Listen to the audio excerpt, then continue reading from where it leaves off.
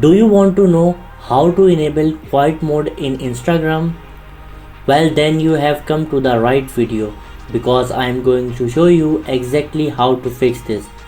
But make sure that you watch this video until the very end so you don't make any mistake in this process. So Instagram recently launched his new quiet mode in the front of your profile, but now it is available in few countries like Canada, USA.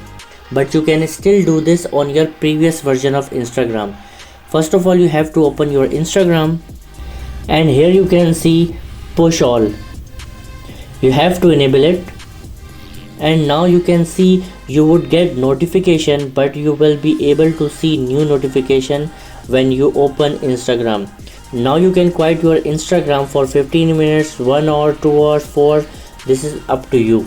So this is a simple method. Sometimes Instagram is very irritating, so you just quiet your Instagram notification from here. So guys, we hope you enjoyed our video. If you found it useful, please show your support by hitting the like button and subscribing to our channel. If you have any question, comment about the topic we covered today, we would love to hear from you in the comment section below.